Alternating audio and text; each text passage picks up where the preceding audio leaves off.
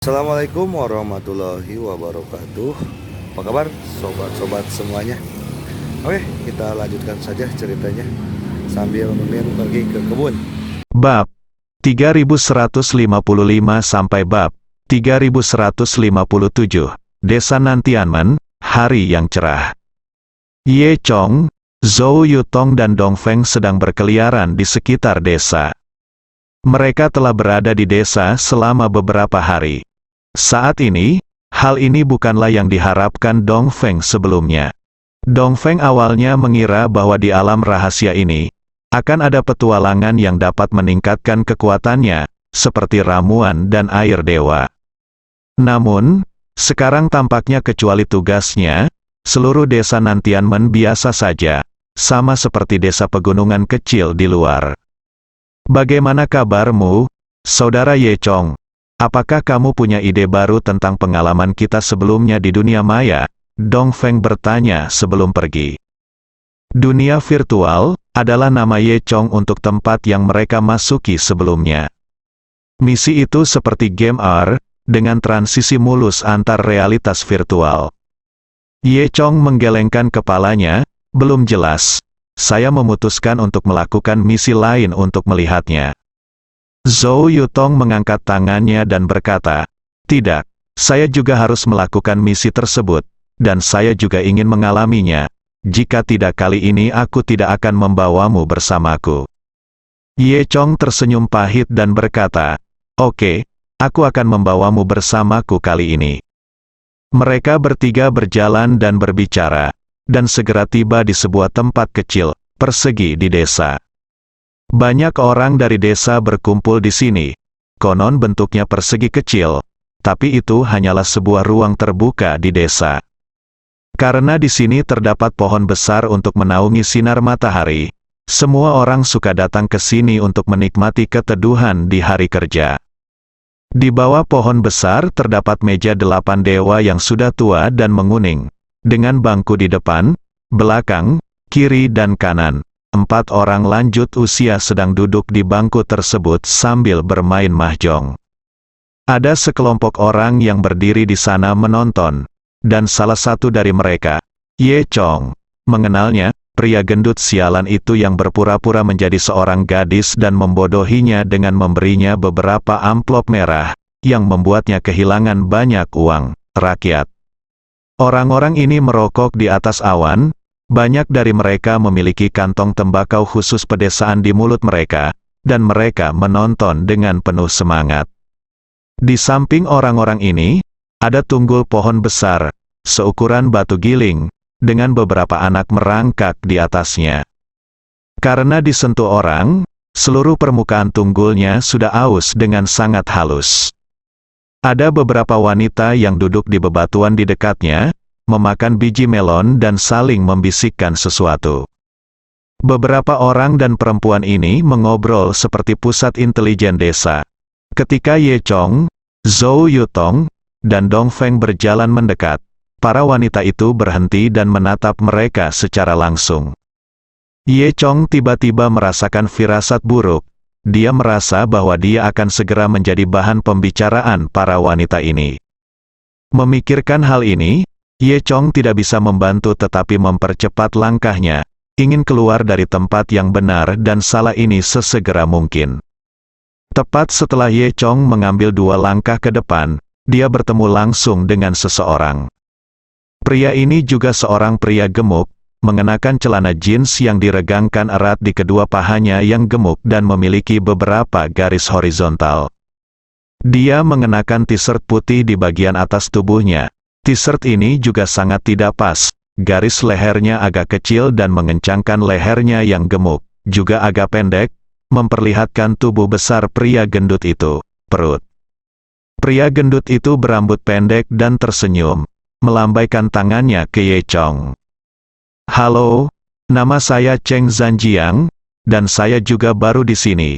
Anda bisa memanggil saya Fatih Cheng," kata Cheng Zanjiang sambil tersenyum. "Cheng gemuk," Dong Feng berkata dengan nada menghina, "apakah kamu juga baru di sini?" Cheng Zanjiang mengangguk sambil tersenyum. Ye Chong diam-diam memandang Cheng Zhanjiang dari atas ke bawah. Ia mendengar dari Ade bahwa setelah mereka, ada orang baru di desa tersebut. Ini adalah suatu kebetulan, dan Ye Chong selalu merasa ada sesuatu yang salah. Ketika saya melihat Fatih Cheng hari ini, Ye Chong melihat ke kiri dan ke kanan, tetapi tidak dapat melihat apapun. Ada apa dengan pakaianmu? Zhou Yutong bertanya, apakah terasa agak kecil? Cheng Zhanjiang berkata sambil tersenyum, oh, pakaianku robek semua. Aku meminjam ini di desa. Ternyata keluar mereka, seperti ini. Zhou Yutong mengangguk. Ngomong-ngomong, semua orang baru di sini. Bagaimana kalau kami menjagamu di masa depan? Cheng Zhanjiang berkata kepada Ye Chong dengan tatapan sangat antusias. Ye Chong mengangguk dan berkata sambil tersenyum, oke. Keraguan Ye Chong tentang Cheng Zhanjiang tidak sepenuhnya hilang. Namun, Ye Chong berpikir karena tidak ada masalah sekarang, lebih baik tidak menunjukkannya. Lihat apa yang bisa dilakukan pihak lain. Ngomong-ngomong, bagaimana kamu menemukan tempat ini? Ye Chong bertanya, apakah kamu juga dari dunia seni bela diri? Cheng Zhanjiang tersenyum dan mengangguk, malu. Aku memang dari dunia seni bela diri, dan aku juga secara tidak sengaja jatuh saya memasuki jurang ini dan kemudian berjalan berkeliling secara acak sebelum masuk ke sini. Setelah mengatakan ini, Cheng Zhanjiang berhenti selama beberapa detik, dan kemudian tiba-tiba bertanya, kamu juga dari dunia seni bela diri, kan? Kalimat ini sepertinya hanya sebuah kalimat, pertanyaan retoris. Namun, Ye Chong mendengar beberapa kepalsuan di dalamnya. Sepertinya Cheng Zhanjiang telah menentukan identitas Ye Chong dan yang lainnya, dan dengan sengaja menambahkan kalimat ini, yang sepertinya menutupi. Ye Chong tersenyum dengan tenang, ya. Apakah kamu masuk secara tidak sengaja? Dong Feng bertanya dengan ragu. Bagaimana kamu bisa masuk? Tahukah kamu bahwa orang biasa tidak bisa masuk ke sini? Haha, si cantik ini, kan, mengujiku? Cheng Zhanjiang berkata sambil tersenyum. Tempat ini dilindungi oleh lingkaran sihir, dan orang-orang dengan kultivasi tingkat lanjut tidak bisa masuk, kan? Dong Feng mendengus dan tidak berkata apa-apa. Cheng Zhanjiang terus menjelaskan, sebenarnya, saya tidak berbakat. Saya hanya melakukan penelitian tentang formasi sihir dan menemukan rahasia formasi sihir ini. Meskipun saya telah berlatih selama beberapa tahun, saya tidak memiliki keterampilan sama sekali, jadi menyerah saja segalanya. Menyerah begitu saja? Dong Feng bertanya. Yang dimaksud Cheng Zhanjiang dengan menyerah, adalah menyerahkan keahliannya. Tidak seperti Ye Chong dan Dong Feng yang meminum pil Qi Huang dan kehilangan kekuatan untuk sementara. Cheng Zhanjiang mengangguk dan berkata sambil tersenyum. Iya, bukankah saya mengatakan bahwa keterampilan kecil saya hampir dapat diabaikan? Kekuatan saya tidak dapat bertahan di bawah jurang ini, jadi sebaiknya saya menyerahkan kekuatan saya dan masuk, cobalah di dalam. Tapi sekarang sepertinya usahaku benar. Aku baru saja memasuki surga. Ye Chong tidak berbicara, tapi menatap Cheng Zhanjiang dalam diam. Kemunculan yang terakhir tidak berarti berbohong, tapi Ye Chong merasa itu tidak sesederhana itu.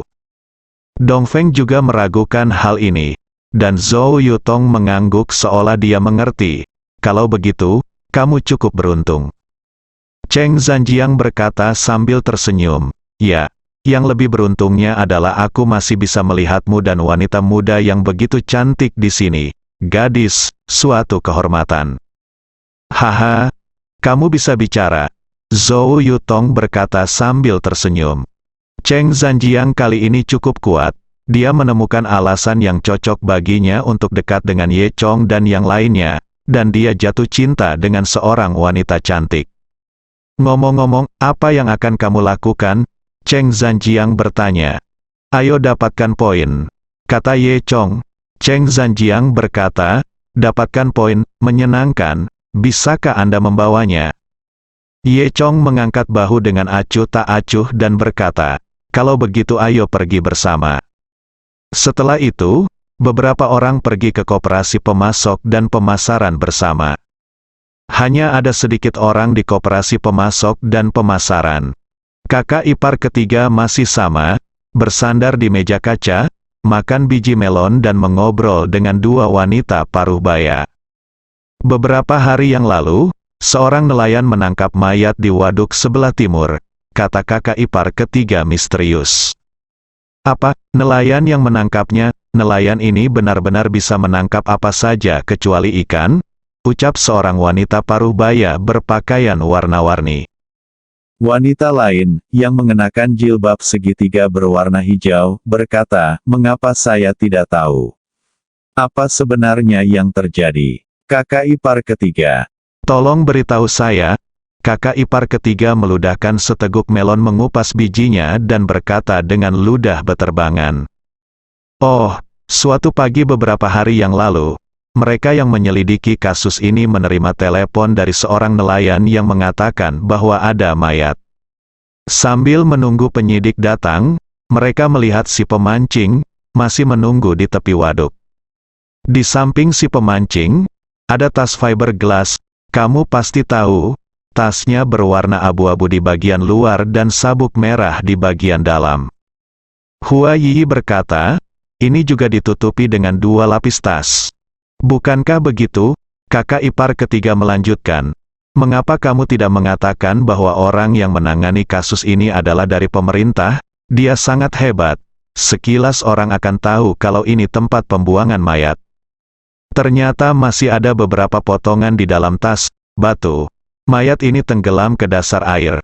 Andai saja tasnya tidak busuk, karena usianya dan batunya sudah terlepas, benda ini tidak akan bisa mengapung.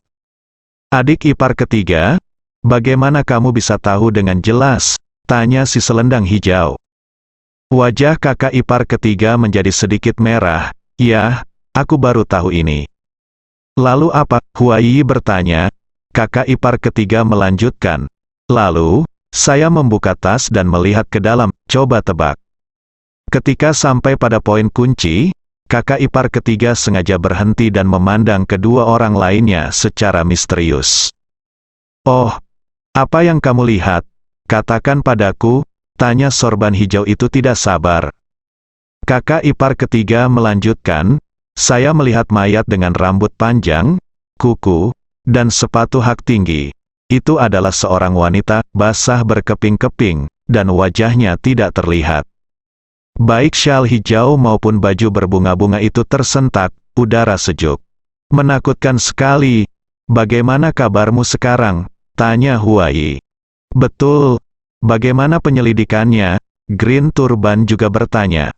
Kakak ipar ketiga berkata, "Jangan cemas, saya akan menceritakannya perlahan-lahan." Setelah dilakukan penyelidikan oleh penyidik, dipastikan bahwa yang meninggal adalah seorang perempuan, berusia antara 18 hingga 40 tahun, dan 1 tahun, tingginya 1 meter hingga 2 meter.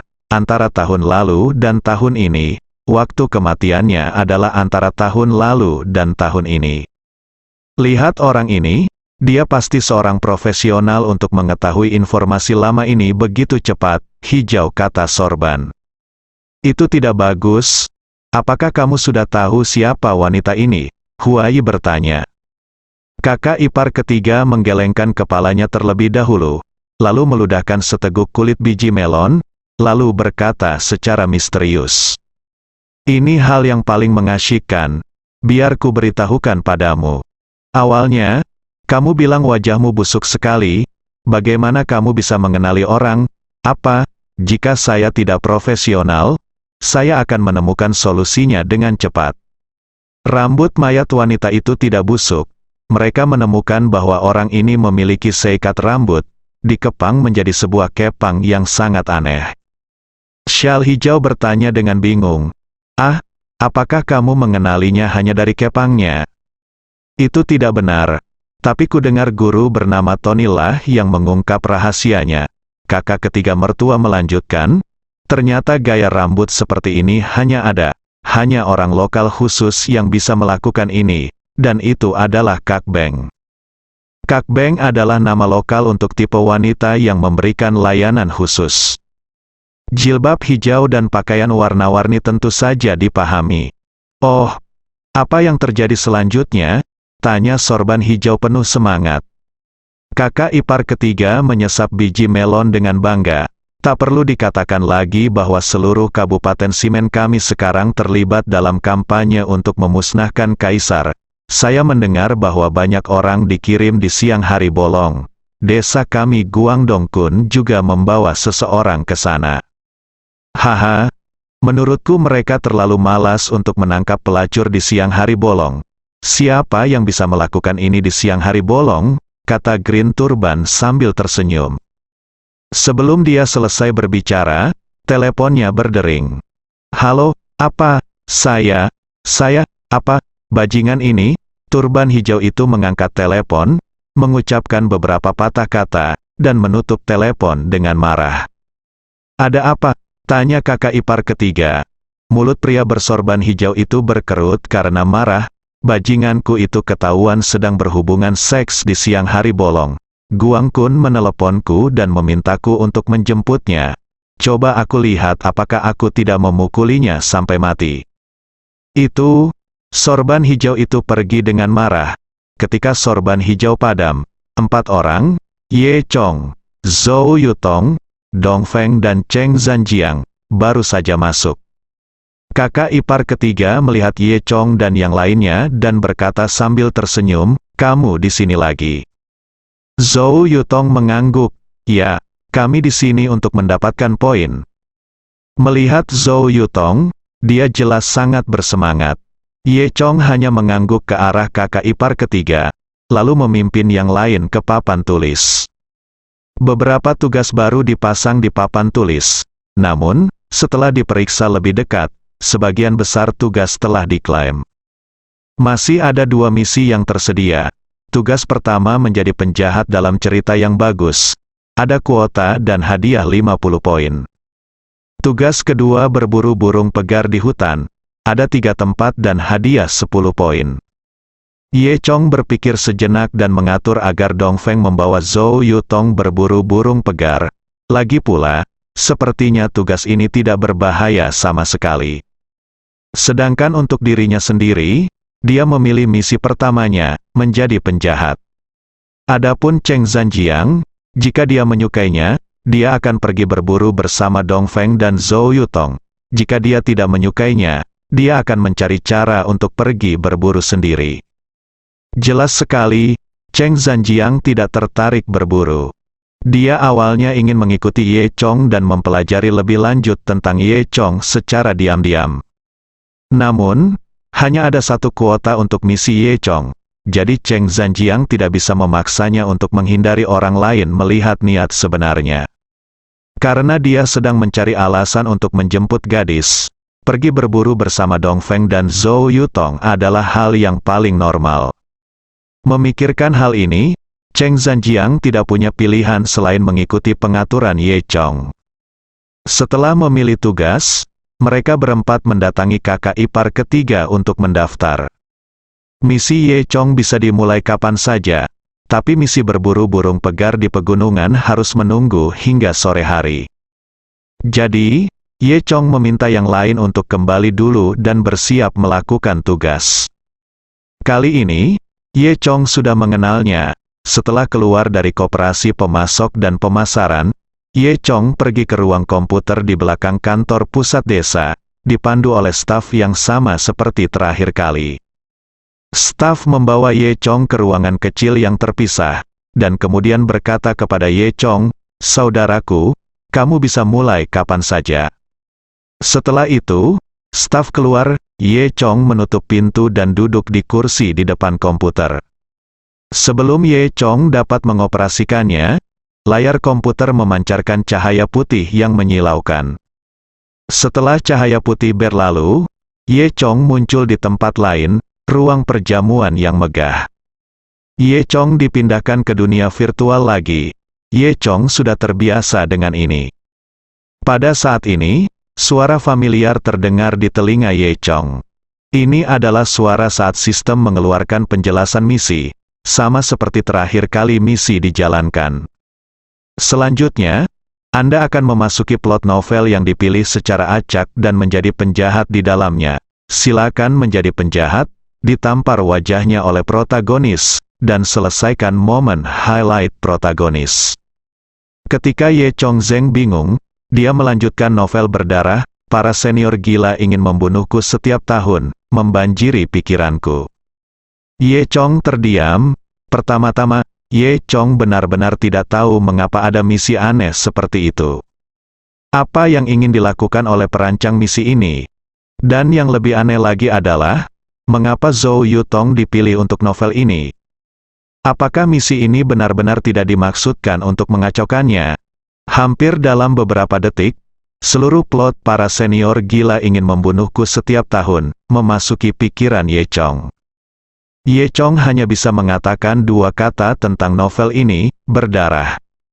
Saat Ye Chong mengeluh di dalam hatinya, telinganya perlahan menjadi berisik. Itu semua adalah kebisingan di jamuan makan yang masuk ke telinga Ye Chong. Dan Ye Chong sudah berintegrasi ke dalam perjamuan. Saat ini, Ye Chong mengenakan setelan mahal, rambutnya disisir rapi, dan dia mengenakan jam tangan emas yang berharga, tampak seperti pria kaya dan tampan. Identitasnya adalah Lu Sanjin, putra tertua grup Nantian. Terlebih lagi, dia adalah protagonis dari perjamuan hari ini. Hari ini adalah pesta pertunangan antara putra tertua grup Nantian dan Lin Wanner, putri tertua keluarga Lin di Fancheng. Nama Lin Wanner jelas dipinjam dari sahabat Zhou Yutong, Lin Wan. Dia adalah gadis konyol, anggota harem protagonis. Saya tidak tahu apa yang dipikirkan Lin Wan setelah melihat nama ini. Di Fancheng, keluarga Lu dan keluarga Lin sama-sama merupakan keluarga besar. Lu Sanjin telah mengejar Lin Wanner selama bertahun-tahun dan merupakan penjilat yang setia, tetapi Lin Wanner tidak menyukai Lu Sanjin. Namun, keluarga Lin telah menurun, dan sekarang statusnya di Fancheng semakin rendah, sehingga harus bergantung pada keluarga Lu yang kuat. Orang tua keluarga Lin tidak punya pilihan selain menikahkan Lin Wanner dengan Lu Sanjin. Hal ini berujung pada pesta pertunangan hari ini. Bahkan Lin Wanner dipaksa oleh orang tuanya untuk bertunangan dengan Lu Sanjin. Selama pertunangan, protagonis akan muncul, mematahkan kaki Lu Sanjin, memenangkan hati Lin Wanner, dan membawa Lin Wanner ke pos tersebut. Ini adalah arah umum plotnya. Ye Chong sudah terbiasa dengan plot klise seperti itu. Namun, setelah beberapa saat, kakinya akan dipatahkan oleh sang protagonis, yang membuat Ye Chong agak tak tertahankan.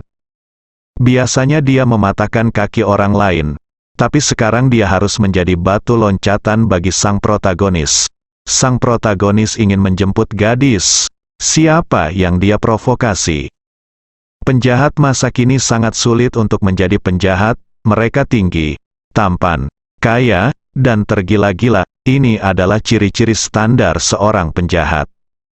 Tapi tidak peduli seberapa tinggi, kaya, atau tampannya dia tidak bisa dibandingkan dengan tendangan dominan sang protagonis, juga tidak bisa dibandingkan dengan lingkaran cahaya dari protagonis yang tampaknya biasa-biasa saja.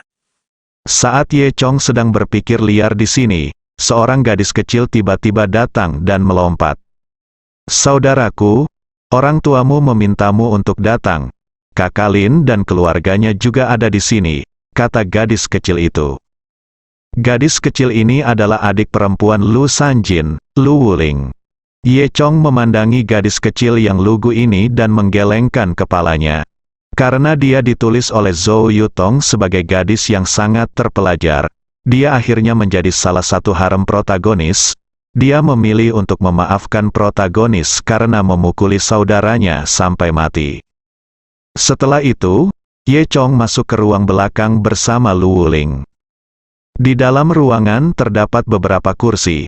Masing-masing orang tua keluarga Lu dan orang tua keluarga Lin duduk. Seorang gadis berpakaian putih berdiri di sana. Dia terlihat seperti Lin Wan, dengan ekspresi tidak senang di wajahnya.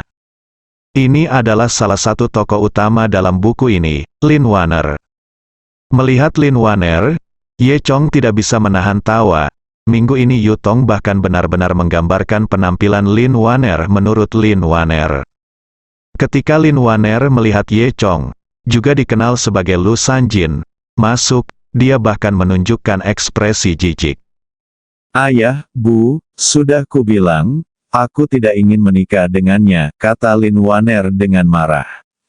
Pastor Lin segera berkata dengan tegas, omong kosong, apa yang kamu katakan, mengapa anakmu begitu bodoh, kapan ini terjadi? Kemudian, Pastor Lin segera berkata kepada pria di sebelahnya, haha, kakak Lu, aku sangat maaf, anak-anak tidak peka, dan mereka mungkin tidak beradaptasi dengan hal semacam ini untuk pertama kalinya, tetapi mereka akan menjadi lebih baik setelah beberapa saat. Pria ini adalah ayah Lu Sanjin, Lu Nantian, kepala keluarga Lu. Lu Nantian tersenyum dan berkata, haha, itu tidak masalah. Saya telah menyaksikan Waner tumbuh dewasa. Sejujurnya, saya sangat menyukainya. Saya senang menikahi putra saya. Itu bagus, kata Pastor Lin sambil tersenyum. Sekarang keluarga Lin semakin menurun dari hari ke hari. Mereka harus rendah hati di depan keluarga Lu. Lin Waner menghentakkan kakinya dengan marah dan ingin melawan, tetapi dipelototi oleh Pastor Lin. Saat kedua belah pihak menemui jalan buntu, Ye Zhan tiba-tiba berdiri dan berkata, "Yah, karena Lin Waner tidak ingin menikah denganku, dan aku tidak ingin menikahinya, mengapa tidak lupakan saja?" Apa, Ye begitu Chong mengatakan ini? Semua orang tercengang, termasuk Lin Waner sendiri, yang memandang Ye Chong dengan heran. Lu Sanjin, apa maksudmu? Lin Waner bertanya. Siapa di seluruh Fan Cheng yang tidak tahu bahwa pengejaran Lu Sanjin terhadap Lin Waner begitu panas di kota sehingga dia tidak akan menikahi orang lain selain Lin Waner. Alhasil, kini setelah mereka hendak bertunangan, Lu Sanjin justru mengucapkan kata-kata tersebut. Ini seperti katak yang memakan daging angsa lalu memuntahkannya lagi. Mungkin orang yang paling terkejut adalah Lin Waner. Lu Sanjin menguntitnya seperti plester kulit anjing. Namun kini, anjing paling setia yang menjilati tiba-tiba berhenti menjilat, yang pasti membuat gadis manapun bingung. Jika ini adalah waktu normal, Lin Waner pasti akan berpikir bahwa Lu Sanjin sedang mempermainkannya. Namun, selanjutnya, Lin Waner mendengar suara ini. Saya tidak akan menyentuh wanita protagonis lagi. Daripada kakinya dipatahkan oleh Li Ritian, lebih baik saya menjauh darinya. Baitian konyol ini suka menjilat kaki Li Ritian sepatu kulit. Dia menyukainya. Jika kamu ingin menjadi harem seseorang, biarkan dia pergi. Pokoknya, selama aku menjauh dari wanita ini, kakiku tidak akan dipatahkan oleh Li Ritian. Dengan cara ini, wanita ini akan tetap mengikuti Li Ritian. Dan menurutku aku tidak melanggar prinsipku. Tidak ada orang lain. Di dunia ini selain ini, Lin Waner, tidak banyak wanita. Mengapa repot-repot dengannya? Lin Waner menjadi marah setelah mendengar ini. Mengapa dia, putri tertua keluarga Lin, harus menjilat sepatu kulit seseorang? Mengapa Anda ingin menjadi harem seseorang? Ini terlalu menjijikkan untuk dikatakan. Mungkinkah Lu Sanjin sengaja menghinanya? Apa hubungannya ini dengan Li Ritian? Lin Waner berkata dengan marah.